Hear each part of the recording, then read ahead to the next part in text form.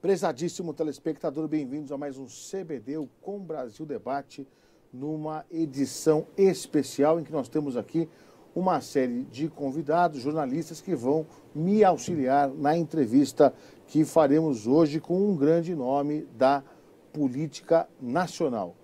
Nome da política com o P maiúsculo, nome que representa e muitas vezes é sinônimo de ética na política. Eu vou começar saudando o jornalista Alfredo Scaff, jornalista e advogado. É uma alegria tê-lo conosco. Obrigado, Fernando, mais uma vez por esse convite. Muito orgulhoso de estar aqui com o senador Álvaro Dias, com o Tatá, com o Guga, com você.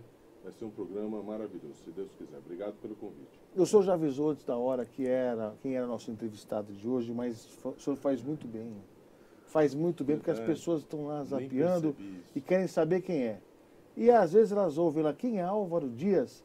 Aí elas falam o seguinte, puxa, era o meu candidato na última eleição presidencial, acabei não votando nele para não deixar entrar um, para entrar o outro, coisa parecida.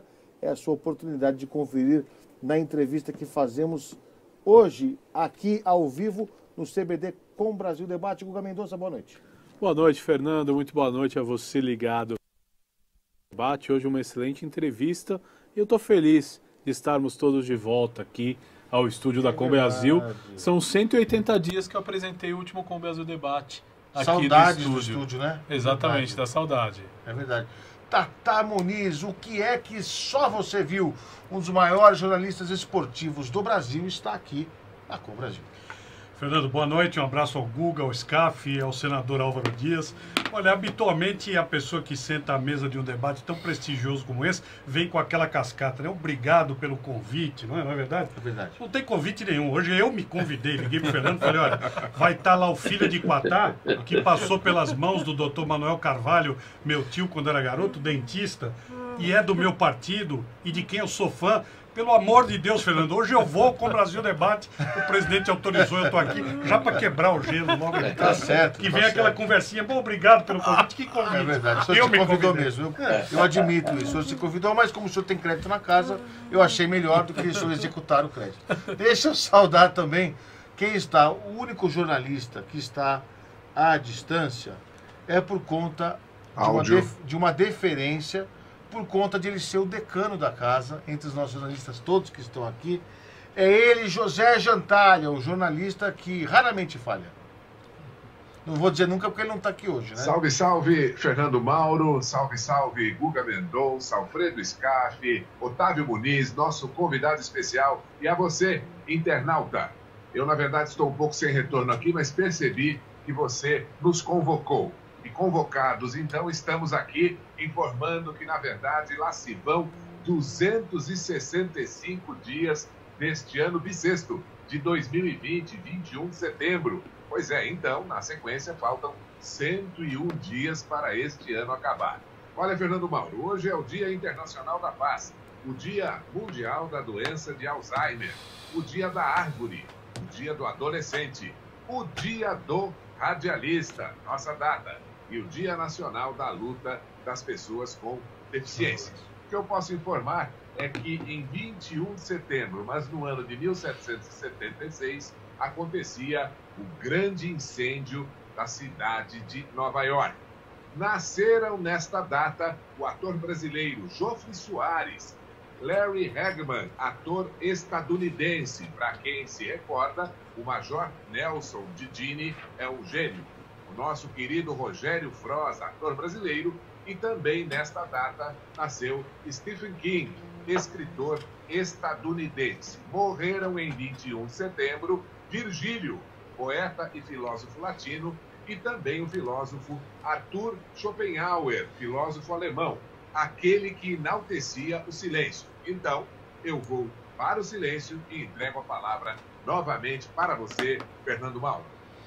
Obrigado, José Jantalha. Eu quero saudar quem nos acompanha na capital de São Paulo pelo CNU, canal universitário, canais 11 da NET, 10 da Vivo Fibra, na cidade de São Paulo. Quem assiste em todo o Brasil, acompanha pelos canais 28 da Sky e 28 da Oi TV. 3 da Claro TV e Via Embratel, 239 da Vivo TV e GVT. E mais recentemente, canal 20 da Nossa TV.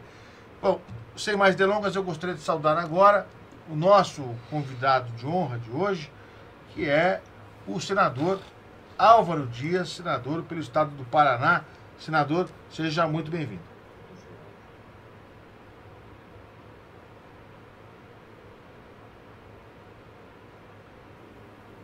Senador Álvaro Dias, muito bem-vindo.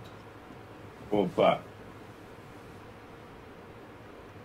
Boa noite. Estão me ouvindo ou não? Sim, Sim. muito bem.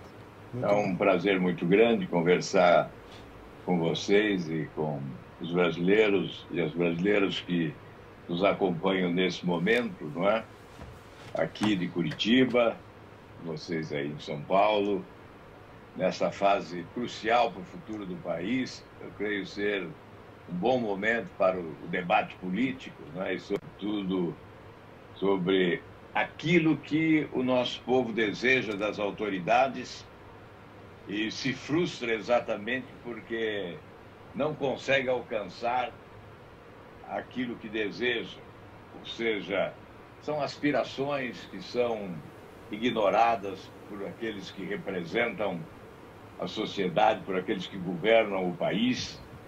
E nesse isolamento, especialmente quando é possível refletir mais, é necessário, na verdade, refletir mais, certamente nós temos muito a conversar. O debate, nesta hora, é essencial e eu me coloco à disposição de todos vocês para responder todas as indagações. Ok. Eu vou começar com o Alfredo Scarfe, vai fazer a pergunta. Eu antes faço o registro da manifestação do telespectador de Jundiaí, que fala o seguinte: boa noite, Fernando Mauro. Aqui é o Rodrigo de Jundiaí. Estava faltando Jantalha e acabei de ver que ele chegou pela internet. José Jantalha, capricha aí nas perguntas para o senador Álvaro Dias. Tem aqui a manifestação do José Robson de São José da Vitória, na Bahia. Ele é secretário de governo no município.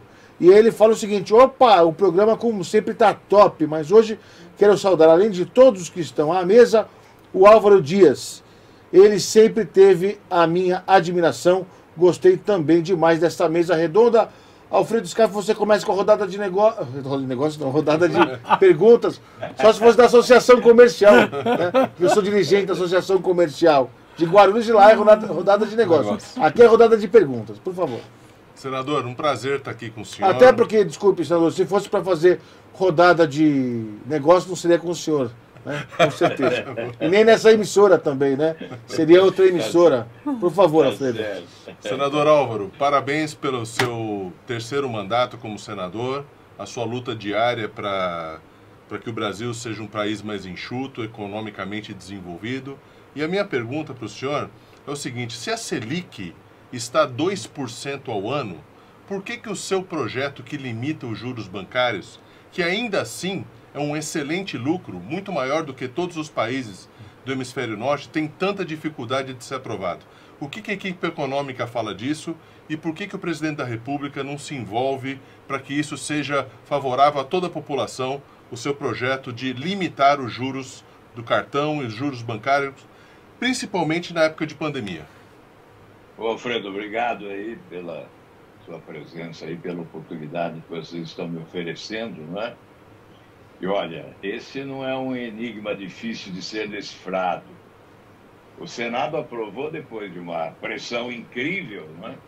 O projeto de nossa autoria, que limita em 30% os juros, 30% ao ano, os juros dos cartões de crédito e do cheque especial. A limitação das taxas de juros é mundial. Ela ocorre nos países desenvolvidos, nos países civilizados, em países ricos, em países menos ricos, em países mais pobres. Mas ocorre. Por quê? Porque é fundamental proteger os mais fragilizados, os chamados vulneráveis. É por essa razão que França, Itália, Japão, Portugal, são mais de 76 países, limitam as taxas de juros. No Brasil, não há limitação. No Brasil, eu diria, não há respeito. O que há é agiotagem oficializada. O que há é exploração. exploração consentida pela autoridade, pelo governo e agora pelo parlamento, porque o parlamento está tendo a oportunidade de mudar isso. O Senado aprovou, eu repito, 56 votos a 14. Aí chega na Câmara, o presidente da Câmara se julga imperador. Ele não é um presidente da Câmara, ele é imperador do Brasil, que diz: eu não vou colocar em votação, e não coloca. Por quê? Obviamente porque os banqueiros são muito charmosos, não é? Os banqueiros são muito convincentes. Eu não entendo como o país possa aceitar isso. Fica difícil entender como alguém que depende do voto do eleitor possa fazer isso. Aposta na memória fraca da população, aposta no fato de que o brasileiro, especialmente nas eleições de 2018, votou contra o modelo de político que ele idealizava. Ou seja, idealizava um modelo de político e, na hora de votar, votou no modelo oposto ao que idealizava. Há um limite, nós estabelecemos o limite e instituímos o crime de usura para aqueles bancos que suplantarem o limite estabelecido.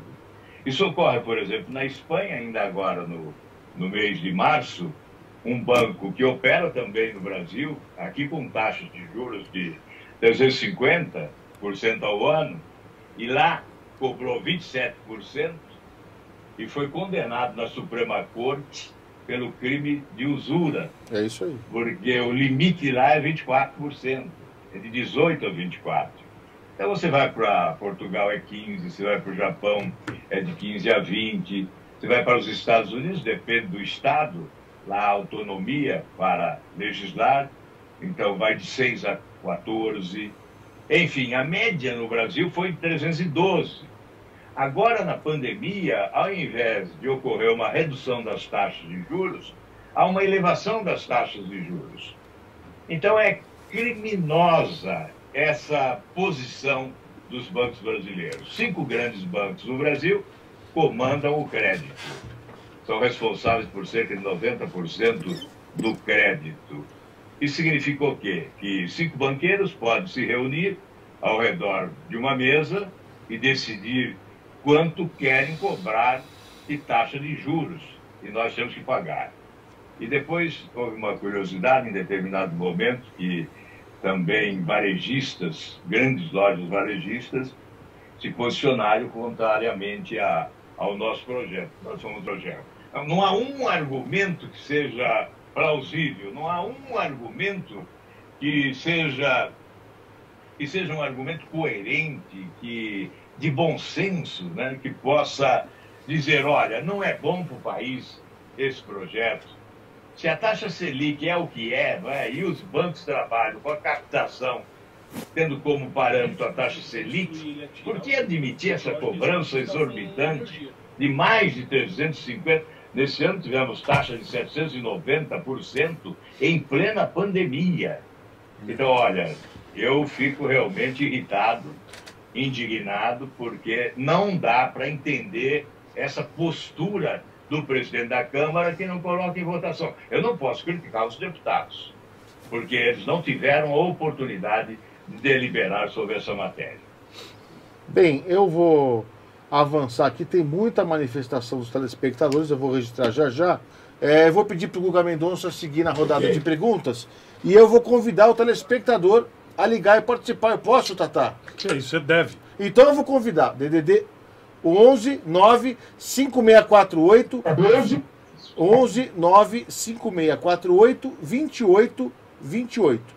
Você pode ligar, por favor, seu nome, o nome da sua cidade e nós vamos registrar já já. Guga Mendonça, sua pergunta ao senador Álvaro Dias. Senador, no ano de 2018, o senhor como candidato a presidente apresentou aí várias propostas, né, para o crescimento do país, propostas aí para o desenvolvimento do Brasil. Eleito outro presidente, passados aí 2 anos, eu gostaria que o senhor fizesse uma rápida análise do que tem de bom e o que teve de ruim nesses 2 anos do governo Bolsonaro. Olha, durante o ano eleitoral, eu advogava a refundação da República. Eu acho que todos devem se lembrar disso. E muitos me diziam, olha, muda o discurso, muda a proposta, ninguém está entendendo o que é refundação da República. E eu procurava explicar. Agora, muita gente chega e diz, olha, você tinha razão. Até o Modesto Carvalhosa está para publicar um livro em que ele fala exatamente da refundação da República, usando outras palavras, mas é absolutamente imprescindível a refundação da República, que tem como base reformas essenciais que foram prometidas e não acontecem. Que reforma aconteceu no Brasil depois das eleições? Nós tivemos apenas a reforma da Previdência. E eu poderia dizer que é uma reforma mal ajambrada, não é? Que, na verdade, teve por objetivo melhorar o caixa do governo e não, afinal, melhorar a qualidade de vida das pessoas, melhorar a vida dos idosos, melhorar a qualidade de vida dos aposentados. Não, o objetivo da reforma não foi a modernização do sistema previdenciário brasileiro, foi melhorar o caixa do governo. A justificativa era sempre que o país precisava economizar 10 bilhões de reais. No entanto, esses 10 bilhões de reais já foram embora. Na verdade, com o agravamento da crise econômica, em razão da pandemia, nós vamos chegar a um déficit nominal de 1 trilhão e 200 bilhões de reais, 800 bilhões de déficit mais 400 bilhões de taxa de juros, né? No pagamento da rolagem da dívida, pagamento de juros para a rolagem da dívida. Nós não fizemos as reformas, o governo não as apresentou. A reforma da Previdência estava em curso já no período Michel Temer.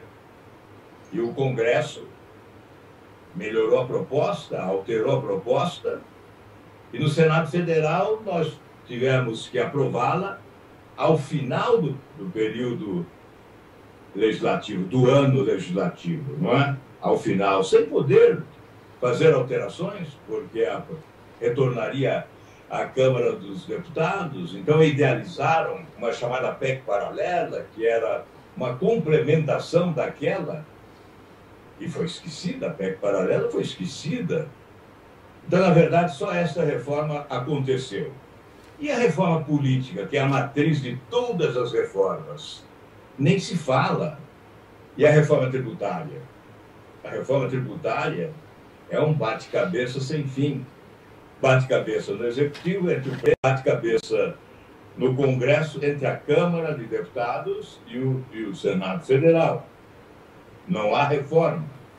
E a reforma administrativa?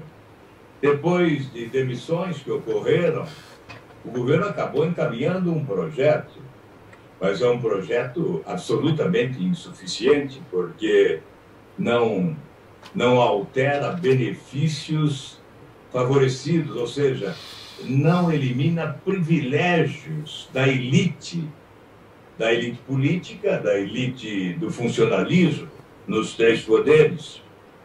Portanto, não é uma reforma administrativa convincente que a população espera. Não.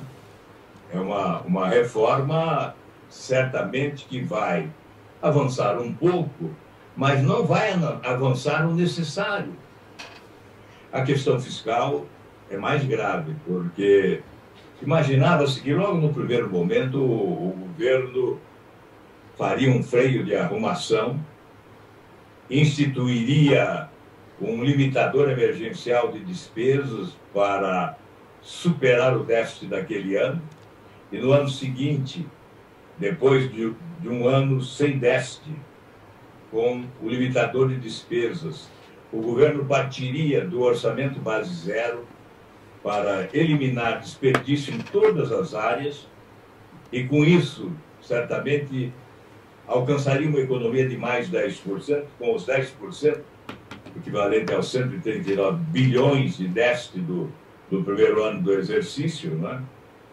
Nós teríamos aí 20% já de economia, de eliminação de desperdício, e aí alcançaríamos uma estabilidade das contas públicas, e aí nós teríamos, com as outras reformas, recursos para investimentos, mas isso não ocorreu. Então eu sou obrigado a dizer que não dá para se satisfazer com pouca coisa, não é? Nós não podemos ficar satisfeitos com pouco. Nós temos que ser exigentes. Quando eu falo nós, eu digo nós brasileiros. Não estou dizendo nós senadores, nós deputados, nós políticos. Não, eu estou dizendo nós brasileiros não podemos nos conformar com pouco. Os conformados não mudam. Os conformados não escrevem a história. Somente os inconformados promovem mudanças e escrevem a história. Então, eu não estou satisfeito, não. Eu não acho suficiente. Portanto, eu não posso aplaudir o que se fez até agora. Ok. Eu vou pedir agora para o Tata Muniz avançar. Eu vou registrar algumas manifestações do telespectador que está ligando pelo DDD 11 95648 2828. E o programa está em todo o Brasil. Eu recebo uma mensagem do estado do Maranhão, cidade de Tutóia. Ali são os Lençóis Maranhenses, né? E estamos ligados aqui no Maranhão. E parabenizo a Com Brasil pelo nível do debate. Com Brasil, com Álvaro Dias, fica bem melhor. É o Darlan Silva de Tutóia. Maranhão, obrigado, Darlan. Boa noite, parabéns, ótima entrevista. Roberto Samuel de Guarulhos, grande abraço ao nosso amigo e colega, jornalista Roberto Samuel. É um dos principais jornalistas de Guarulhos.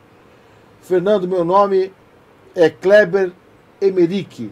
Sou morador da cidade de Manhuaçu, em Minas Gerais.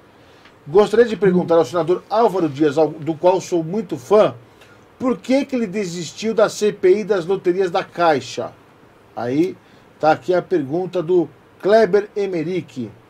Boa noite, sou o Júlio Marcelo do Rio de Janeiro. Você vai anotando aí, senador. Júlio Marcelo do Rio de Janeiro. Gostaria de perguntar ao senador Álvaro Dias por que tanta dificuldade de colocar em pauta a CPI da toga? Por que não aprova uma mudança para indicar os ministros do Supremo? Por que tanta corrupção na pandemia? Com todo esse dinheiro roubado, poderíamos ter a melhor saúde em todo o Brasil, diz o telespectador Júlio Marcelo do Rio de Janeiro. E ele também quer saber se ele é candidato a presidente do Senado. Se ele fosse senador, o voto seria seu. Pergunta, Álvaro Dias, é a favor do governo Bolsonaro? O que ele acha das medidas tomadas na pandemia? Todo mundo fala dos juros bancários. Passa ano e entra ano, mas é sempre a mesma coisa. Dá-lhe José Jantalha, manda as perguntas aí. E o doutor Maurício fala o seguinte, UNAB presente, parabéns pelo programa, abraços a todos, parabéns ao Alfredo Scaff, grande pessoa e advogado. A UNAB é a União Nacional dos Advogados do Brasil. Nacional dos Advogados do Brasil, é isso aí. Por favor, já se preparando aí, José Jantalha, Tata Muniz, sua pergunta para o senador Álvaro Dias. Pois é, primeiro um grande abraço ao senador Álvaro Dias, meu companheiro de partido. Eu tenho a honra, colegas, de ter tido a minha ficha de filiação assinada por dois monstros da política brasileira. O senador Álvaro Dias, que está aí conosco, e o Mário Covas Neto, que está nos assistindo aqui. Está assistindo? Está assistindo, mandou mensagem. Grande abraço. Quando mandou mensagem o João Dárcio, de Guarulhos, está assistindo. Ah, não acredito. Como mandou mensagem o Lucas Ali, que é da nossa Comissão Executiva Municipal. O senhor divulgou, estadual. hein? O senhor divulgou, hein? Divulguei. Obrigado. Tenho muita honra de pertencer ao mesmo partido de um cidadão dessa estirpe, além de ser cronista esportivo no passado, como nós. Não acredito. Não, peraí. Além de ter uma deixa voz... Deixa eu confirmar. Não, calma, deixa eu terminar o introito, você confirma. Além de ter uma voz das mais bonitas, né? Uma entonação das mais bonitas, e nascido em Quatá e passou pelas mãos do tio Manuel Carvalho. Quatá, interior de São Paulo? Quatá, interior de São Paulo, nasceu senador. Agora vamos confirmar. Tá bom, então antes da pergunta, você confirma a pergunta se senador, é verdade tudo que eu quero saber se é verdade que o senhor é do interior de São Paulo, eu sei que é, Mas agora que o senhor foi locutor esportivo, quer dizer, o senhor foi não, o senhor só não está exercendo, né? Porque está no Senado. Não, o Otávio Muniz não mente, não é? Eu queria confirmar. Não mente pro senhor aqui, porque pra gente é muita história de pescador aqui. Tenho a carteirinha de cronista esportivo. E realmente nasci em Quatá, né? Sou paulista e com muita honra. Não perguntaram o time que eu torço, então não vou dizer. Não. Desculpa, eu faço essa pergunta para o senhor, porque eu acho que o senhor, sendo um ítalo brasileiro que poucos também sabem, o senhor tem origem também italiana. Perdeu. Eu quero lhe perguntar. Não sei, estou querendo saber. O seu time não tem nada a ver com o Palmeiras? Não. É o contrário? Italiano assim.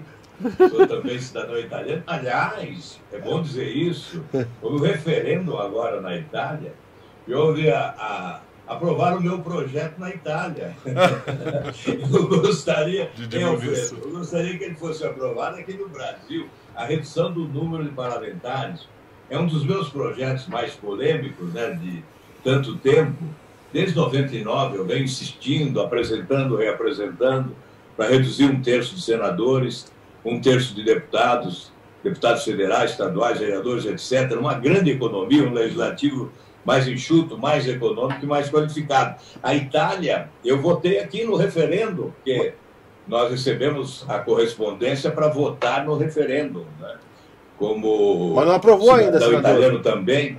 Então, o projeto foi aprovado e o referendo confirmou a redução do número de parlamentares na Itália em 1/3. Pena que não foi aqui. É verdade. Não passou aqui ainda, né? Bom, sua pergunta. Estamos cheios de cidadão italiano aqui, né? Você também? Oh, meu Deus do céu. Leandro Bruno, você acha que é da onde? Cosenza, na Itália. E o senador, nosso candidato eterno ao Senado na Itália, Fernando Treza. Pois é, estava dizendo então que é uma honra. Eu sou terrôneo, eu sou do Sul. E é o seguinte, quando este senador da República fala de refundação da República, fala de corrupção, fala de juros bancários, não está falando as pessoas que não conhecem, talvez, não está falando um político qualquer. Está falando uma pessoa que tem uma história de 50 anos de vida pública, que eu podia passar aqui 1 hora falando sobre ela, mas só vou dar um detalhe aos companheiros que talvez escape para saber quem é que está dizendo isso. Está dizendo isso um senador da República que devolveu, nos últimos anos, mais de 10 milhões de reais aos cofres públicos de forma comprovada, que poderia receber pelas suas benesses como ex-governador do estado do Paraná, e devolveu isso aos cofres públicos. Então, quando a gente está escutando falar aqui de corrupção, de combate, de projetos, de acabar com os cargos em Senado e na Câmara Federal, nós não estamos escutando uma falácia de alguém que desceu ontem aqui e começou a falar. Não. Procurem a história do senador Álvaro Dias e vocês vão compreender do que eu estou falando. E eu vi isso de perto na campanha do Mário ao Senado, quando nós andamos grande parte do estado de São Paulo. Senador, vai a pergunta. Eu acompanho o senador nas redes sociais permanentemente. Há 4 dias ele fez uma extensa explanação, um debate nas suas redes sociais sobre a ética na política. Quem quiser procurar, o texto é A Morte da Ética na Política. Senador, ainda tem jeito de recuperar isso de alguma forma? E manda um grande abraço, saudade do amigo e boas felicidades aí no Paraná. Um prazer, Otávio. Muito obrigado aí pelas palavras generosas. Aproveito também para abraçar o Mário Covas Neto, né, um grande líder paulista e nosso grande companheiro. Dizer a você o seguinte, que a história do combate à corrupção no Brasil está sendo escrita com avanços e recuos. Ultimamente, mais recuos, lastimavelmente, porque houve uma eleição que despertou as esperanças do povo brasileiro de que estávamos caminhando na direção de uma nova justiça nesse país, com a Operação Lava Jato se constituindo no marco de um novo rumo. Na esteira dela, ressuscitamos esperanças de que todos seríamos iguais perante a lei, de que os poderosos iriam também para a cadeia. E isso começou a ocorrer. Mudamos o conceito de justiça. Antes a justiça alcançava só os pequenos, os vulneráveis. A partir da Lava Jato, a justiça passou a alcançar os barões da corrupção. Grandes lideranças políticas acabaram com seus costados na cadeia, atrás das grades, em razão dessa mudança de conceito da política e porque o Supremo Tribunal Federal, em momento de lucidez, consagrou a jurisprudência de que o condenado em segunda instância deve ir para a prisão, mas depois das eleições nós recuamos. Tivemos retrocessos deploráveis e esse foi um deles. Passamos a não poder mais ver o condenado em segunda instância preso, porque o Supremo alterou a jurisprudência. Então, é lastimável porque há aí agentes públicos nos três poderes atuando a favor da impunidade e contra esse desejo nacional que prioriza a Lava Jato, mas que, na essência, é o desejo de se consagrar uma nova justiça no país. Então, é evidente que nós não estamos jogando a toalha, mas nós estamos vivendo um momento preocupante. Nós estamos assistindo retrocessos. E, mais do que nunca agora, se justifica uma unidade nacional a favor da ética. Nós, durante a campanha, o Otávio acompanhou de perto e ouviu isso inúmeras vezes, nós dizíamos que o nosso sonho era a institucionalização da Operação Lava Jato como política de Estado permanente de combate à corrupção. E o que nós estamos verificando é exatamente o retrocesso. Mas, como eu disse, as esperanças, elas ressurgem a cada passo. Nós haveremos de superar esses retrocessos, não é? Temos que construir o nosso futuro, temos que pensar no amanhã, temos que olhar de frente o cidadão que espera de todos nós esse tipo de comportamento. Nós temos que aprender a fazer a leitura correta do que é prioridade para o nosso povo. E isso é prioridade. O fim do foro privilegiado, por exemplo, é emblemático, porque seria um salto civilizatório na direção da nova justiça, porque aí sim nós poderíamos dizer somos todos iguais perante a lei, como impõe o artigo 5º da Constituição, que é rasgada pela existência de um dispositivo que coloca um pedestal onde estão mais de 55 mil autoridades brasileiras protegidas por esse manto protetor do foro privilegiado. Mas nós temos esperança, sim, nós temos esperanças de que isso tudo será superado e que nós chegaremos a comemorar a existência de uma nova justiça. Ok. Agora eu vou ouvir a pergunta do nosso decano entre os jornalistas, a ele, o jornalista José Jantalha, aquele que raramente falha. Eu digo raramente porque hoje ele não pôde estar aqui, mas justifica-se pelo fato de ele não residir na cidade de São Paulo e o deslocamento ser muito grande para que ele o faça ainda mais nesse horário noturno e tudo mais. Então, José Jantalha, você já de antemão está isento da sua presença aqui fisicamente no estúdio e gostaríamos todos nós de ouvir as suas considerações para com o senador Álvaro Dias. E tem, inclusive, Jantalha, uma série de manifestações do Brasil inteiro.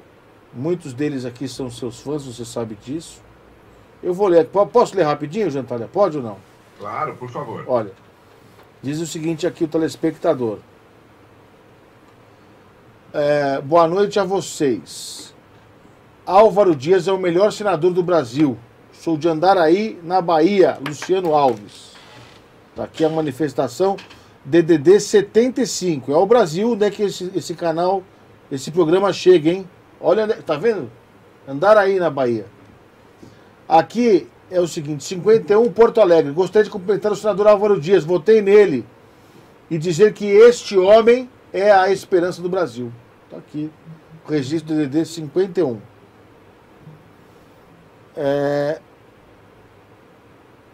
Aqui, ó. Senador, os brasileiros estão com o presidente Bolsonaro.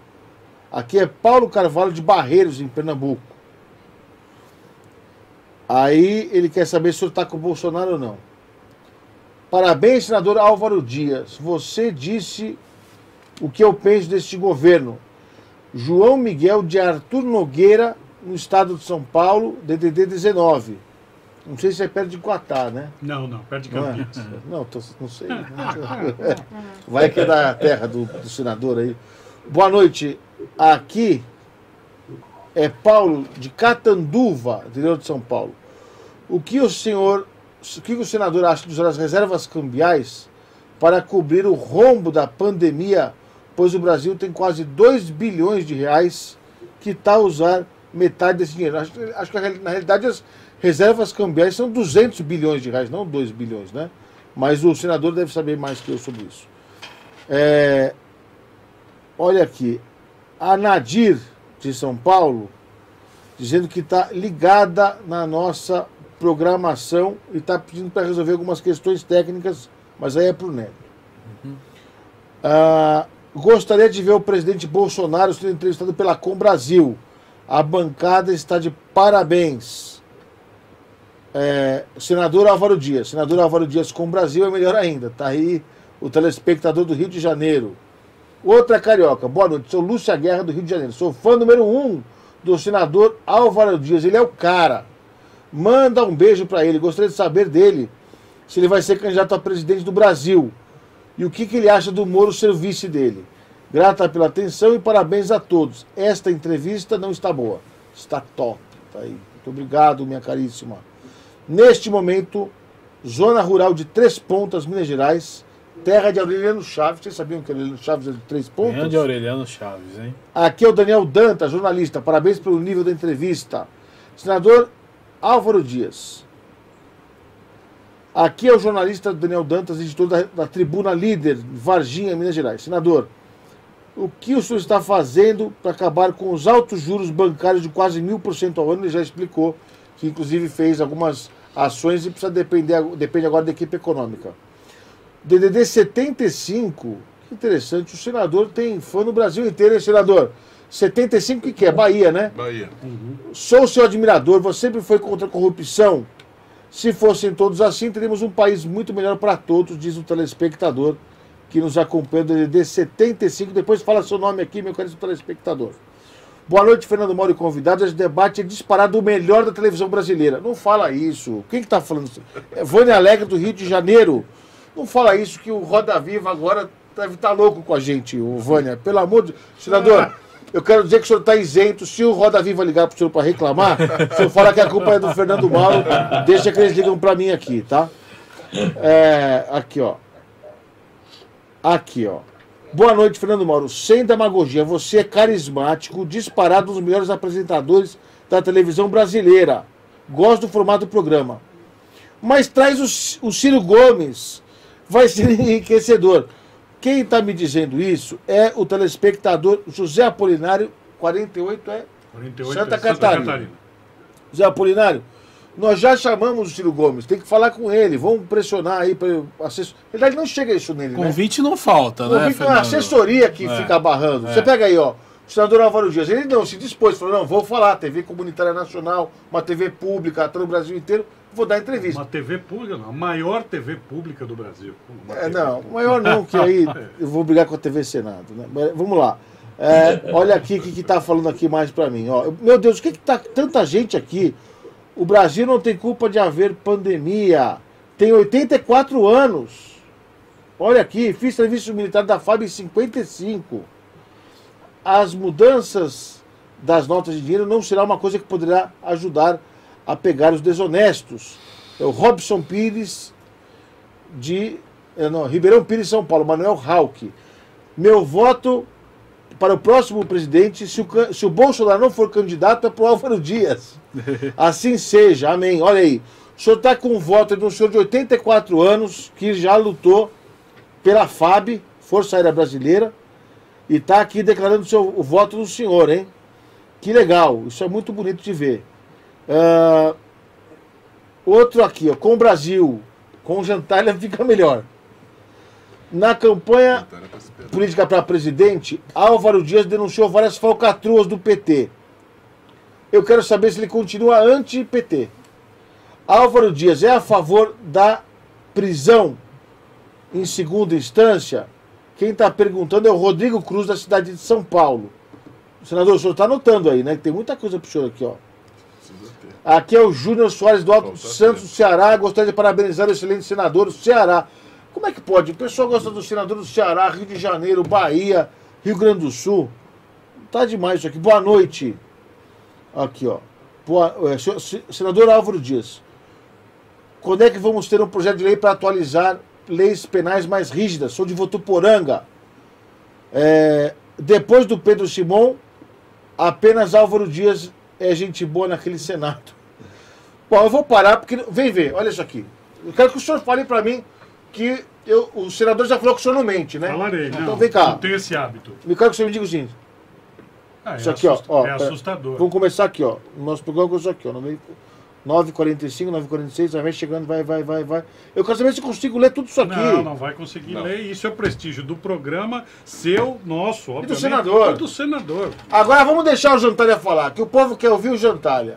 José Jantalha, aquele que quase nunca falha. Qual a sua pergunta para Ele o senador? vai carregar a pecha da falha pelo próximo. Mas seja sintético, Jantalha. Não vem ficar falando, não, porque o senador, porque senão o pessoal muda de canal, hein? Beleza, muito obrigado, Fernando Mauro. Senador, boa noite. Há cerca de um ano, o advogado Modesto Carvalhosa entregou o pedido de impeachment, ou mais um pedido, do ministro Gilmar Mendes. Está, inclusive, no seu Facebook, no Facebook do senador Álvaro Dias. O senhor estava lá, presente, participando e muito integrado nisso. Bem, são uma série de denúncias e pedidos de impeachment, não apenas com relação ao Gilmar Mendes, mas denúncias gravíssimas agora com relação ao ministro Dias Toffoli, e há noticiário também pertinente à sua atuação com relação a isso, a averiguação destas denúncias. O ministro Alexandre de Moraes é o comandante, é o investigador, é o instaurador, tudo no dito inquérito do fim do mundo. O inquérito que nitidamente persegue bolsonaristas e que não tem fundamentação legal nenhuma dentro do STF. Falando do Supremo Tribunal Federal, neste túnel escuro e obscuro neste momento, há uma luz no fim do túnel com relação ao impeachment destes ministros? Nós podemos acreditar? O Brasil tem esperança com relação a isso? Bom, primeiramente eu quero cumprimentar aí a mesa toda e pela audiência do programa, as palavras generosas dos que estão nos acompanhando nesse momento, né, de todo o Brasil. Muito obrigado. As perguntas inteligentes, não só dos que estão nos entrevistando, mas também dos que estão encaminhando essas perguntas aí pelo WhatsApp, né, ao Fernando. Parabéns, que são perguntas pertinentes, são do momento e são fundamentais no debate político de hoje no Brasil, né?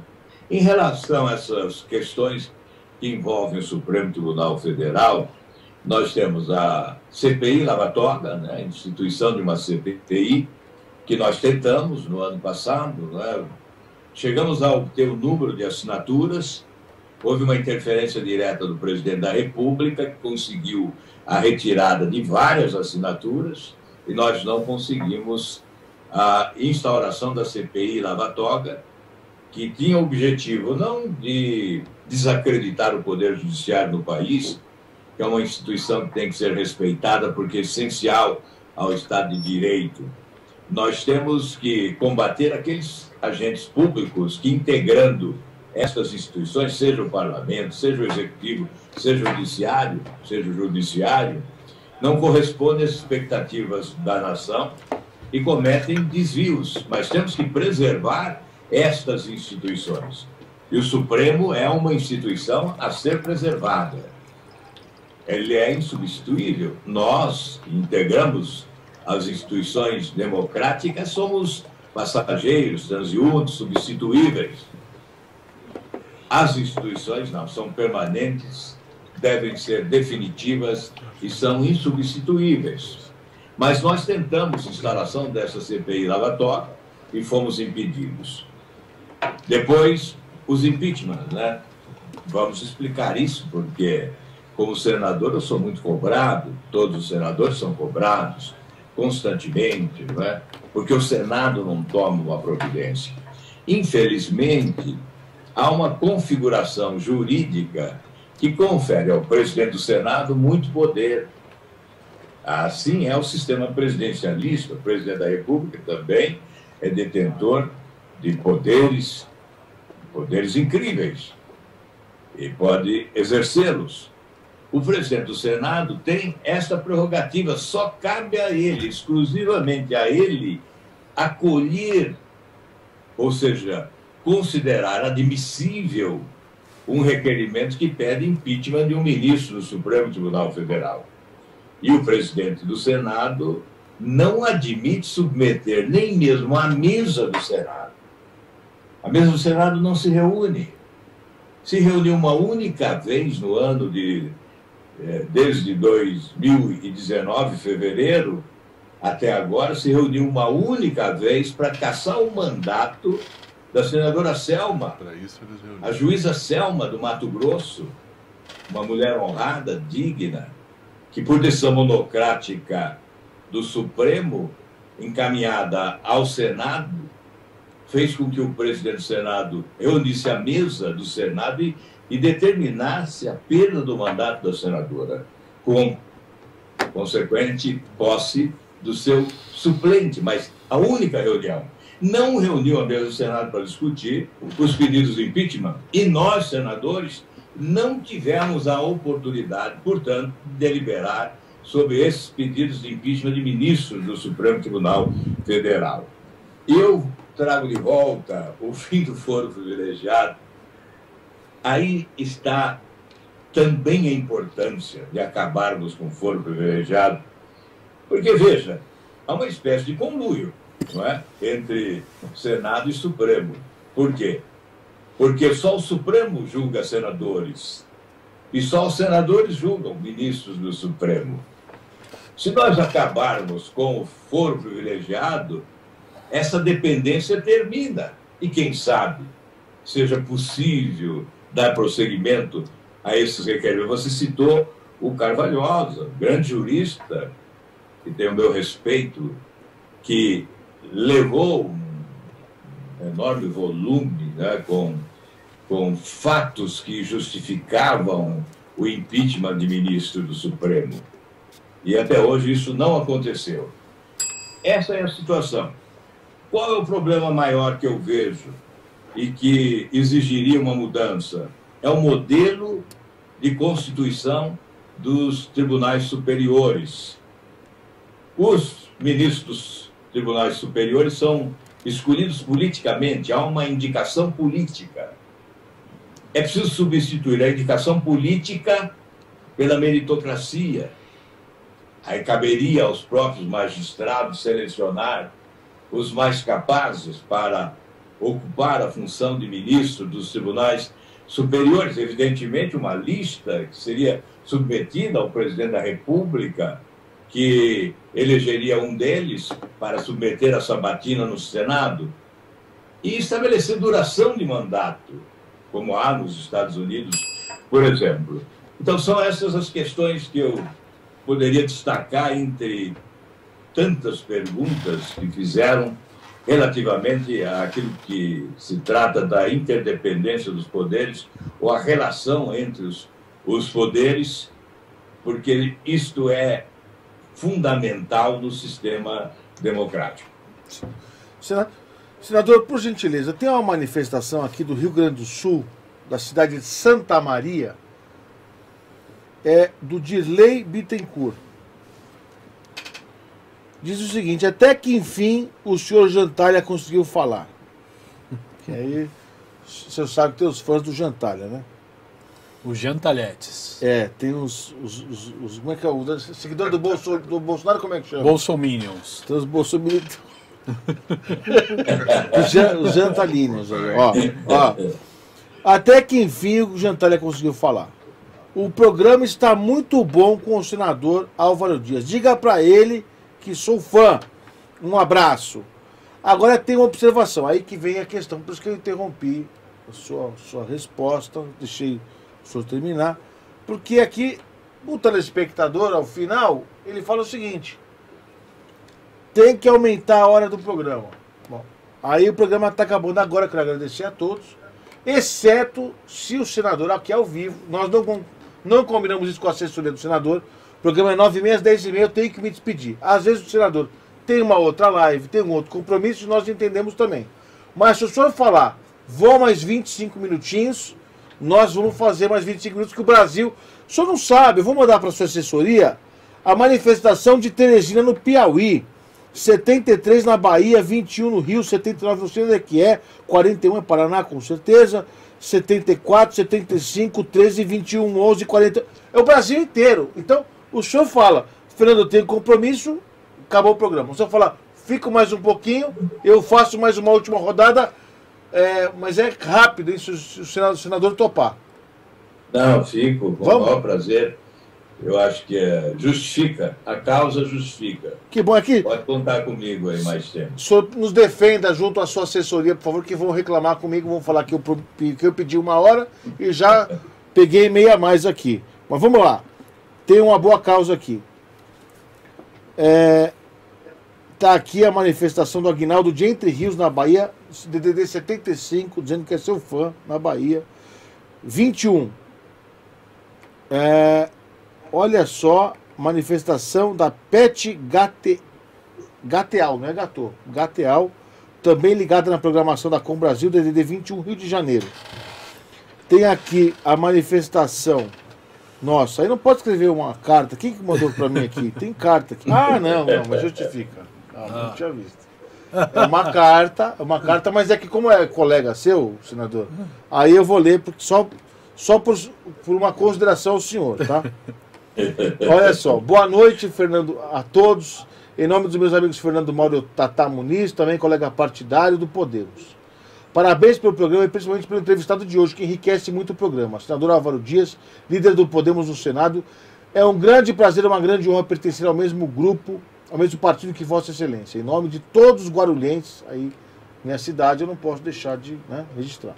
Em nome de todos os guarulhenses, quero agradecer o empenho do senador em apoiar e aprovar recentemente projeto que concedeu empréstimo para a nossa cidade, que servirá para obras de infraestrutura e saneamento da região do Rio Baquirivu, atrás do aeroporto, que há anos sofre com enchentes. Foi fundamental o posicionamento do Podemos para aprovação. Muito obrigado, senador.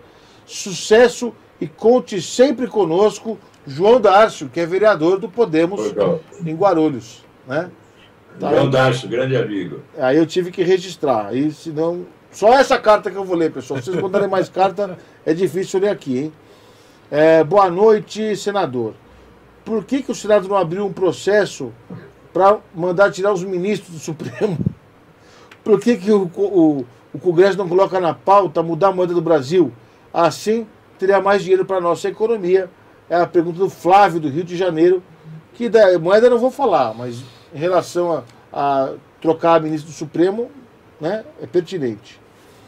O protagonismo marca a carreira do nobre senador.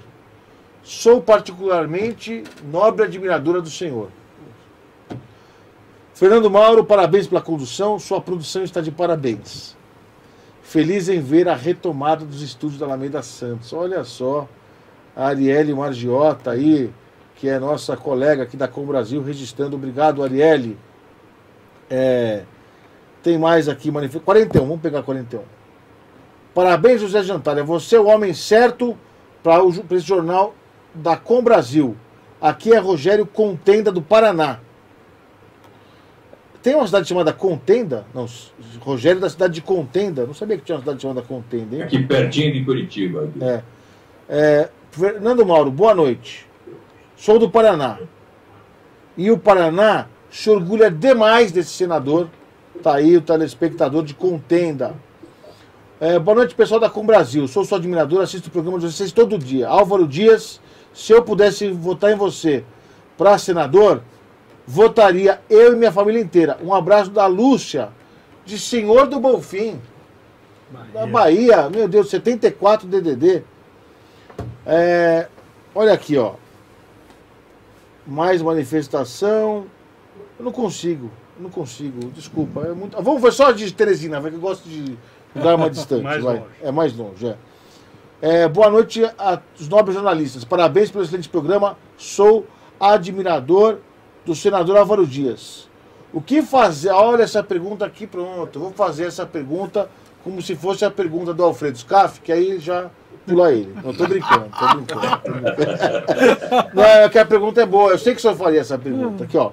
O que fazer para limitar tantos privilégios para os políticos e também para o Supremo? Sou o capitão Castro de Teresina, no Piauí. Aí com essa pergunta o senhor vai falando, na sequência o Alfredo Scaff faz a pergunta para o senhor. Como é que faz para limitar tanto o poder do Supremo, tantas regalias para os membros do Parlamento? Olha, primeiramente é preciso destacar aquilo que já disse há pouco. O nosso sistema presidencialista confere uma capacidade exagerada ao presidente da República para reformas. As grandes reformas só ocorrem com a participação direta, com a articulação política, com iniciativa do presidente da República. Veja, eu estou desde 99 tentando reduzir o número de senadores, deputados federais, etc. Se fosse o presidente da República, certamente teria alcançado, porque tem instrumentos para obter apoio, primeiramente, das sociedades, em primeiro lugar da sociedade, e o Congresso não rema contra a correnteza da opinião pública. O presidente, conquistando a opinião pública, conquista o Congresso para aprovar propostas polêmicas como essa. E eu coloco nesta seleção de propostas polêmicas os benefícios das autoridades. Por exemplo, auxílio moradia. Por que eu deveria ter direito ao auxílio moradia e outro trabalhador de qualquer lugar desse país, de qualquer profissão, não possa ter o mesmo direito? Porque um juiz, um magistrado tem esse direito e o outro cidadão que contribui, que paga impostos, que ajuda o país a se desenvolver, não tem esse direito. Então é um privilégio que provoca indignação da população. Nós temos que mudar isso, não é? É claro que isso se muda com iniciativas que podem ser do Legislativo, mas elas não caminham. Elas caminham verdadeiramente quando são iniciativas do Executivo, ou seja, do Presidente da República. Eu considero, em relação a privilégio de autoridade, veja, eu agradeço ao Otávio que citou o meu caso de abrir mão da aposentadoria de ex-governador, mas eu abro mão também dos outros benefícios, né? Por exemplo, auxílio moradia, eu abro mão. Eu não recebo, seria aí R$5.500 por mês de auxílio moradia, lá no Supremo é mais do que isso. Eu não recebo os R$15 mil da verba indenizatória, que é utilizada para despesas, né, de publicidade do mandato, divulgação do mandato, escritório no Estado, etc. Essas despesas eu não utilizo. Então, há uma economia, somando tudo, não uso apartamento funcional também, ou seja, moro em Brasília às minhas custas. Eu acho que se a palavra comove, o exemplo arrasta. Perfeito. É preciso dar exemplo. Tem autoridade para propor a eliminação de privilégios. Nós só podemos eliminar privilégios acabando com os nossos em primeiro lugar. Não é? Senador. Então, essa é a questão. Senador. Essa é uma questão essencial. Eu acho que deveria partir do presidente da República. Senador, eu tenho aqui uma manifestação telefônica. Eu vou abrir aqui a chamada telefônica porque eu vi que a pessoa está ligando bastante aqui. Eu falei, eu vou abrir, mas eu tenho certeza que a pessoa vai ser educada ao conversar conosco. Quem fala, por favor, de qual cidade? Eu vou pedir para o senhor abaixar um pouco o seu retorno da televisão. O senhor pode abaixar a televisão um pouquinho? Pode abaixar, senhor Manuel. O senhor pode abaixar a televisão aí, por favor? Isso. O senhor Aí. Eu sou de Ribeirão Pires, São Paulo, tenho 84 anos e o Álvaro Dias, nosso querido senador, terá meu voto, se Deus quiser. Eu só vim quase chorando de vê-lo. Ele é amigo, ele é gente, ele sabe o que eu estou dizendo, é gente. Que bom. Meu querido irmão, se ele não for maçom, ele é a mesma coisa para mim. Ele é pessoa digna de ser um presidente no lugar do Bolsonaro, que o Bolsonaro também é meu amigo, meu grande amigo. Vocês recebem de mim toda noite aquela energia firme de quem é espírita e é também brasileiro, 84 anos de idade, continuarei sempre sendo um eleitor, porque eu civicamente, eu sou, acima de tudo, brasileiro. E em 1955 fiz a FAB. Olha, fiz o recrutamento lá em Cumbica. E eu estou aqui firme e firme. Fiquem com Deus, meus amigos. Muito obrigado. Olha aí, senador. Aqui o senhor de 84 anos, foi da FAB. Ele está ligando aí para nós, claramente emocionado ao vê-lo no ar, mandando aqui mensagem, ligando. Eu tinha que colocar ele no ar. E ele visivelmente emocionado com o senhor na televisão. Parabéns aí, viu, senador? Manuel, eu quero dizer a ele, ao Manuel aí de Ribeirão Pires, né, do prefeito Zico, né, que é o prefeito de Ribeirão Pires. Kiko. Isso. Eu quero dizer que eu me emocionei também, né? Eu fico emocionado porque a política é o chão minado, né? Da inversão de valores, das incompreensões, das injustiças, das traições. E nós precisamos ser alimentados também pela palavra da consideração, do respeito, da gratidão. Não é? Não podemos colocar todos os políticos no mesmo embornal ou no mesmo lamaçal da imoralidade que prevalece muitas vezes. Não é? É verdade. Então, palavras de um cidadão como esse, de 84 anos, não é? Com o respeito que deve ter pela sua trajetória, pela trajetória que percorreu, isso é um grande estímulo, é uma honra enorme e eu agradeço muito. Muito obrigado, senador. Estamos aqui ao vivo, não tem armação, não. Alfredo Scaff, as suas considerações, sua pergunta para o senador. Vamos só, por causa do horário, do tempo, sim. Vamos deixar o Jantalha? Vamos, lógico. Cadê a bola. Passa a bola para o Jantalha. Cadê o Jantalha? Que o povo quer o Jantalha. Se o senhor soubesse como o Jantalha é querido aqui no Brasil inteiro, pegava ele para cabo eleitoral, viu, senador? Mas ele é já meio cabo eleitoral do Bolsonaro. Pode falar, Jantalha, pergunta. Positivo, obrigado pelas palavras, Fernando.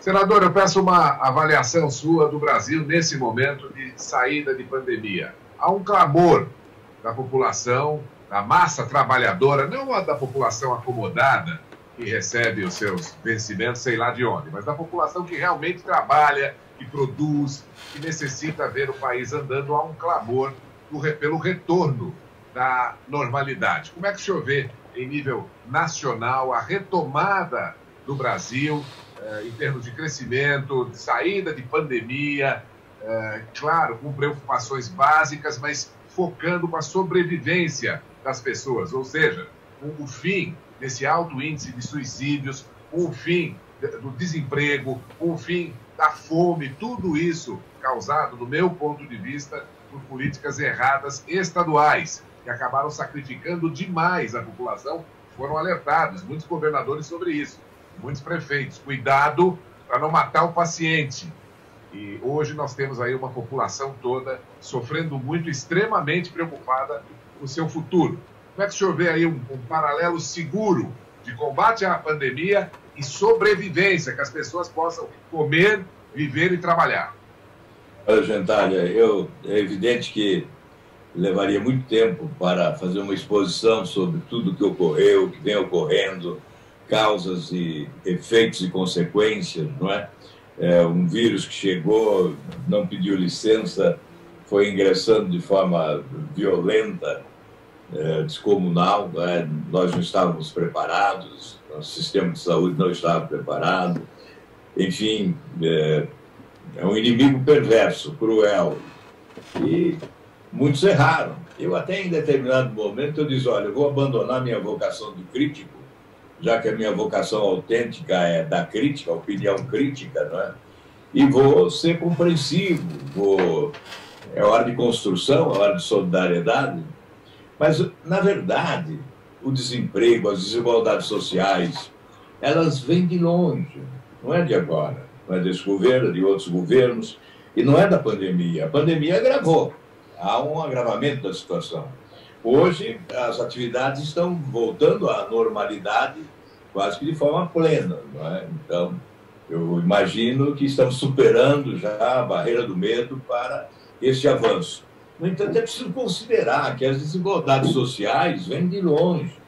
Eu fiquei impressionado, embora já soubesse das diferenças sociais existentes no nosso país, mas quando pude percorrer um pouco, em 2018, quando fui candidato e percorri um pouco, eu fiquei impressionado com as desigualdades sociais, né? E, sobretudo, esse confronto que existe entre as potencialidades econômicas do Brasil e a sua pobreza. Você sobrevoa Minas Gerais, uma homenagem a Minas Gerais agora, e vê aquelas montanhas ricas em minério, e olha lá embaixo e vê um povo pobre, maltrapilho, pés descalços, desempregado. Eu sempre discuti a irrealidade das estatísticas sobre o emprego no Brasil, nos governos do PT. Aliás, perguntaram se eu continuo antipetista. É claro que eu continuo, porque aquele não é um modelo de sucesso, foi um modelo do fracasso. Os governos fracassaram e eu não posso abraçar o fracasso. O povo brasileiro não é um povo fracassado, é um povo que repudia o fracasso. Então eu percorri e vi que o país extraordinário, temos um território geograficamente privilegiado, né, com belezas naturais que fascinam a humanidade, potencialidades econômicas incríveis, temos uma Constituição, um povo trabalhador, e o que falta para o país avançar? Faltam governos. Eu acho que um dos grandes problemas do Brasil é a ausência de bons executivos na administração pública. Estou dizendo isso até porque estamos numa campanha eleitoral para escolher prefeitos. Isso vem do município e vai até a União. Há uma ausência, eu não estou dizendo, eu não estou generalizando, existem bons executivos também, mas há, de modo geral, um espaço, um vácuo para bons executivos na administração pública. É um problema do Brasil. Ok. Eu não tenho dúvida disso.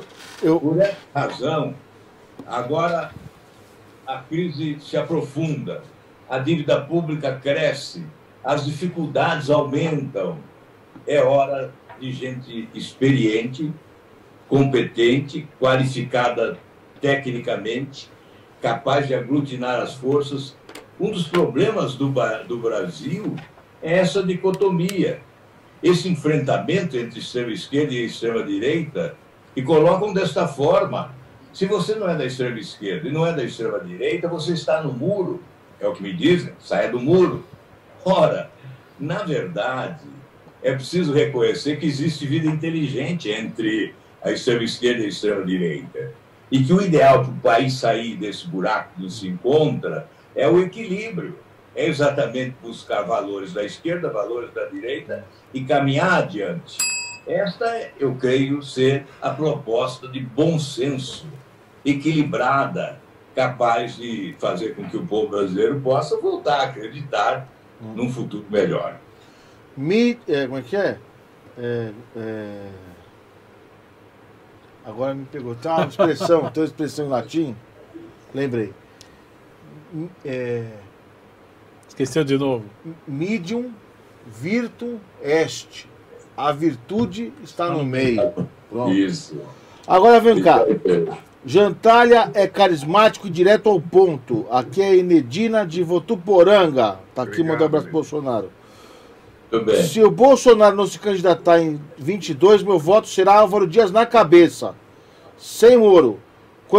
Coitado de quem tiver o Moro como vice, é o Paulo Freire, DDD 79 da Bahia, mas imagino que não seja o educador, porque já não está mais entre nós. Coitado dos adversários, né, obviamente. Não sei. Ciro Gomes não tem coragem de enfrentar o Jantalha.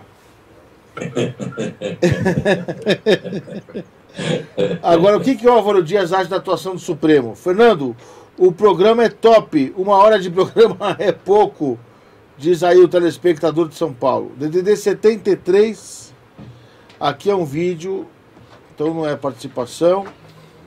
Aqui, ó, sobre o impeachment, até quarta-feira a UNAB, União Nacional dos Advogados do Brasil, fará protocolo requerendo à mesa do Senado que coloque em processamento os pedidos sob pena suposta prevaricação. Álvaro Dias está enganado quando diz que o impeachment dos ministros do Supremo caiba apenas ao presidente. Temos informações que há pedidos nas mãos do senador Anastasia, diz aí o presidente da União Nacional de Advogados do Brasil. Vamos ver aí depois isso. Senador, sou seu fã.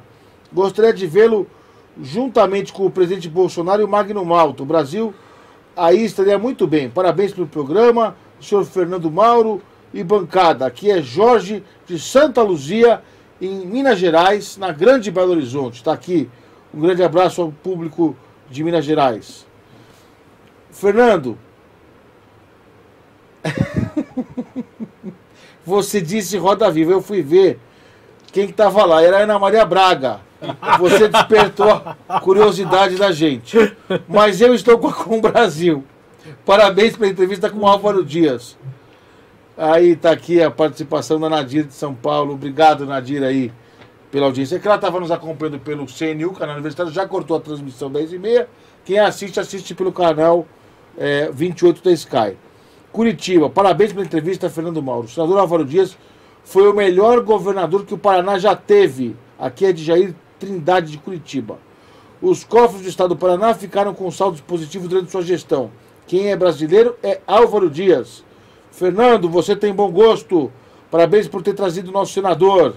Está aí a manifestação do cidadão de Curitiba. Boa noite a todos. Gostaria de dizer que sou fã, admirador desse grande político, homem público, Álvaro Dias. Olha, na Itália foi aprovada a redução dos parlamentares. No Brasil, Álvaro Dias vem lutando para que haja diminuição na Câmara e no Senado. Como anda essa coisa toda aí? Gil Albuquerque, de Belo Jardim, em Pernambuco. Grande. Meu Deus do céu, é o Brasil todo na Com Brasil. Obrigado, Brasil.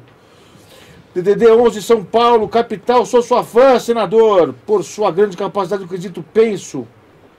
Sou e ajo assim, corretamente. Mas me diga uma coisa, por que o PT insiste em renascer das cinzas? Nem fênix eles são, diz a telespectadora Maria Aparecida Rodrigues, aqui da capital. A pandemia piorou muito o Brasil. Aqui no meio do Rio de Janeiro, as lojas antigas fecharam. Ninguém suportou esses meses parados. Me dá muita pena ver a falência deles. Moro aqui há 36 anos, diz a telespectadora do Rio. E olha, pessoal, é demais, eu não consigo aqui. Vamos ver aqui do Paraná, vai. Ó, Fernando, tem que trazer o senador Ataídes do Tocantins. Aí eu não conheço. Mas vamos lá. 61, vamos ver o Poder. Por que o Poder fala? 61. Mandou como chama aqueles flyers, né? E aí ele fala, estou acompanhando diretamente de Brasília, mas aí eu não vou ler o flyer agora, né? Parabéns pelo programa, sou Severino de São Paulo, capital. Grande senador Álvaro Dias, aí DDD 47 sugerindo uma pauta, depois 48. Bom, e aí vai. Senhores, momentos finais do nosso programa, nós vamos finalizar com a última pergunta. Vocês querem tirar no palitinho para ver quem vai perguntar? Porque... Tatá Muniz? Cara, não, vamos deixar o Tatá, vamos deixar o Tatá. Bom, eu pergunto. Deixa o Tatá, Foi o Tatá unânime. é a mesma coisa que você perguntar para macaco se gosta de banana, é perguntar se o Tatá Muniz gosta de falar ao microfone com câmeras e luzes ligadas. É mais que promotor, por favor. É da natureza, é da natureza. O senador vai se aproximando a eleição, como o senhor mesmo disse, e nós vemos uma enorme dificuldade. Aqueles que estão no cargo têm hoje uma grande vantagem sobre os que nunca sentaram na cadeira em função do que é possível fazer na eleição. Não se pode ter papel, não se pode ter cavalete, não pode pôr propaganda na casa, pode no máximo um pequeno adesivo no carro e usar as tribunas eletrônicas. O senhor, como político experiente que é, Senado, governador do Estado, tivesse que aconselhar aqueles que querem adentrar as câmaras municipais e as prefeituras, daria que tipo de conselho diante de uma situação inusitada como a de hoje? O conselho que eu posso dar é que tem que explorar ao máximo a comunicação, né? Os meios de comunicação. O que nos resta diariamente são redes sociais. Temos que explorar ao máximo as redes sociais e, durante a campanha, obviamente, aproveitar as entrevistas, né? Temos que estimular a mídia, a imprensa, de modo geral, a dar espaço para os candidatos, ouvi-los, entrevistá-los. A legislação permite isso, desde que se faça com igualdade de condições para todos, não é? Há excesso de candidatos, porque há excesso de partido, né? Nós não fizemos a reforma política para arrumar isso, né? Com normas rigorosas, que estabeleçam regras, né? Para a participação nos meios de comunicação daqueles que possuem realmente condições, porque obtiveram votos, não é? Partidos que obtiveram votos. Vamos explicar isso como funciona. É a chamada cláusula de barreira, né? Então, o partido que não alcançar, por exemplo, 5% dos votos nacionais distribuídos em pelo menos 9 estados, não terão direito a tempo de rádio, de televisão, fundo partidário e fundo eleitoral. Então, você não está proibindo um partido de se organizar, mas você está proibindo que uma sigla qualquer, que se organiza apenas para se valer do dinheiro público, do fundo eleitoral e do fundo partidário, possa ser representada e ocupar esse espaço precioso do rádio e da televisão. Então, na campanha, para resumir, isso aí é um assunto para debate longo, né, de reforma política, mas agora a realidade é essa que nós temos, então aproveitar bem todos os espaços oferecidos pela mídia, em entrevistas, estimular a imprensa a promover debates entre os candidatos à prefeitura, pelo menos, né, Câmara de Vereadores, é impossível, mas debate entre candidatos a prefeito é possível. Os principais candidatos também, porque aqueles que são candidatos apenas para ficarem conhecidos, né, e partidos que não possuem nem bancadas, não possuem nada, né, isso é outra história. Mas o debate entre os candidatos potenciais, né, eu acho isso fundamental. Então é isso, não tem como fazer essa multiplicação por intermédio dos veículos de comunicação. Agora, senador, com isso, nós teremos uma campanha bem mais barata, não é? Agora, mais inteligente, mais qualificada. É uma boa experiência, será uma boa experiência. Né? Senador, espero que essa experiência dê certo. Senador, só uma observação. Nos Estados Unidos, todo mundo pensa que só tem democratas e republicanos. Mas tem Partido Comunista, Partido Verde, Ecológico, dos Índios, tem 300 mais partidos. De 140 partidos. Isso, tem falado 300, mas que seja mais de 100. O que eu acho que podia fazer? Só sugestão, estamos pensando aqui e tal. É o seguinte, o senhor quer fazer o Partido Nico, que é para ser ventríloco, né, tal. Não tem problema, pode fazer. Só que você não vai receber nenhum dinheiro do fundo partidário, não vai participar dos debates, não vai participar nada. E aí o cara desestimula, fala, pô, porque eu estava nessa por causa da grana, né, que ia pegar o fundo partidário, acabou o fundo partidário para os danicos, o cara tem que representar alguém, alguma coisa para poder realmente ter a cadeira, a voz ativa no Congresso. Mas isso é um debate para outro programa, também não quero entrar no meio. Ó, Exatamente. boa noite, aqui é o professor Jackson, de Canudos, na Bahia. Vocês acham que nós temos audiência em Canudos? Vocês estão de brincadeira? A cidade histórica. Cidade histórica, aí, que resistiu muito. A Guerra de Canudos. Guerra de Canudos, exatamente. Foram dizimadas. Dizimadas, resistiram às tropas. No confronto da população com a República. Exatamente. A República já nasceu com desvios, não é? Então havia um divórcio entre os governantes e o povo. E lá em Canudos é que ocorreu a explosão da insatisfação popular. É isso mesmo. Vem do senador... Conselheiro liderou o movimento. Exatamente. E depois veio lá o Padim Padicício, né, que é o Padre Cícero, também é ali, é de lá, não é? Canudos, lógico que é. O padre... Viu, Fernando, tem um fato muito curioso com o Antônio Conselheiro, né? Ele se tornou um viajeiro do interior do Nordeste, um pregador da insatisfação popular com a República. E quando ele morreu, assassinado, evidentemente, ali no confronto de Canudos, né, cortaram a cabeça dele e levaram para um laboratório para estudar o que havia no cérebro de uma figura tão revoltada como era o Antônio Conselheiro. É um fato bastante curioso aí. Olha isso, eu não sabia, não. Canudos nos lembra. Olha aqui, ele falou o seguinte: então o professor Jackson de Canudos, na Bahia, vem, ó, o senhor tem fã do senhor até em Canudos. Vendo o senador Álvaro Dias, eu digo, sou muito fã desse cara. Manda um abraço de toda a comunidade de Canudos para ele. Aí um abraço para mim e para você, professor Jackson. Tinha uma outra colocação aqui interessante de uma região. Bom, aqui, ó. Olha aqui, quer ver? Aqui, ó. Diante da situação atual em que vivemos no Brasil, é difícil ser brasileiro patriota ou brasileiro de verdade. Será que nós vivemos num Estado democrático de direito mesmo? Pergunta o Zenaildo Soares Felipe, que é mecânico em Alagoas, DDD 82, a terra do Collor. Eu estava lembrando daquele padre na época do Collor. Lembra que ele foi abraçar um padre que depois morreu, que era todo de corcunda? Ele veio lá exatamente de Canudos, daquela região toda, que era aquela adoração toda pelo Padre Cícero. Ó, vou terminar o programa de hoje em grande estilo, posso? Claro. É assim, ó, Jantalha, considerações em 30 segundos. Eu vou mostrar uma fotografia aqui.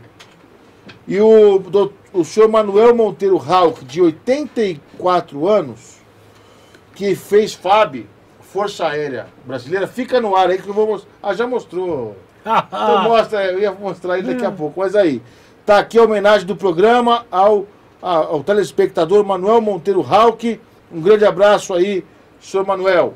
E eu vou pedir aqui, só o Jantalha vai falar por todos nós, tá bom? Jantalha, 30 segundos, você tem essa deferência, depois volta o senador Álvaro Dias e a gente termina o CBD de hoje. Só explicando que CBD, senador, não é canabidiol, não é um agente ativo da maconha. Canabidiol é com Brasil Debate. Porque às vezes o cara fala, pô, vai levar o senador pro CBD, canabidiol, pega mal, né? Então, só para esclarecer. Vamos ao José Jantalha, aquele que quase nunca falha. Muito bem, obrigado pela deferência, Fernando. O que eu diria agora para o senador? Os nossos votos, dentro daquilo que nós tivemos a oportunidade de conversar, o meu questionamento, na verdade nem foi um questionamento, foi um comentário, que o nosso Senado possa efetivamente contribuir para o retorno do equilíbrio dos poderes neste Brasil. Na verdade, a população, e nós temos sempre explicado isso, frisado isso, a população tem acompanhado muito o noticiário, principalmente com o advento e com o reforço oriundo das redes sociais. E o povo brasileiro hoje não está feliz, a gente percebe pelas manifestações diárias com relação ao STF. Então, que o Senado possa corrigir e, se for necessário impeachment, então, que haja impeachment dos ministros que realmente estão atrapalhando esse equilíbrio que precisa prevalecer na República, que é o Legislativo, o Judiciário e o Executivo, aquilo que foi apregoado pelo Barão de Montesquieu, a fim de que a República funcione e os desmandos acabem. Hoje há um desequilíbrio. Nós temos, do meu ponto de vista, uma ditadura do judiciário. Calma, Jantalha. Seja abençoado, Calma. possa corrigir isso. Calma. Inclusive, mais uma vez, com a sua contribuição, senador Álvaro Dias. Peraí. Jantalha, se você quiser falar mal do Executivo ou do Legislativo, o pessoal lá aceita, leva na esportiva, fala que é democracia, tudo bem. Você começa a falar mal do Judiciário, meu filho, os caras tiram o programa do ar e eu quero ver para quem que nós vamos recorrer. Ainda bem que eu estou com o doutor Alfredo Scaff aqui, né? Que é advogado, já vai defender a gente sem precisar. Bispo, pelo amor de Deus, hein? Deixa eu te agradecer. Obrigado, José Jantalha, aquele que quase nunca falha. E quero saudar também ao senador Álvaro Dias pela sua atenção e carinho para com a Com Brasil. Suas considerações finais e na sequência você fica ligado na programação da nossa emissora. Obrigado, viu, Fernando? Muito obrigado mesmo. Foi uma honra e a forma cordial, com que me receberam aí no programa, nesse Roda Viva. Melhorado, né? Pode falar, não tem problema, não. um Roda Viva mais avançado. É coletiva de imprensa, é uma coletiva de imprensa. Muito obrigado a todos vocês e um grande abraço. Parabéns mesmo, sincero, parabéns pelo programa. Grande audiência. Obrigado, senador. Abraço. Obrigado mesmo. E quero me despedir de todos vocês, nossos debatedores, ao José Jantalha, ao senador Álvaro Dias, e especialmente a você, telespectador, que esteve ligado no nosso CBD, o Com Brasil Debate. Porque debate é bom, mas debate com Brasil é ainda melhor. Um abração a todos, até mais. Tchau, tchau.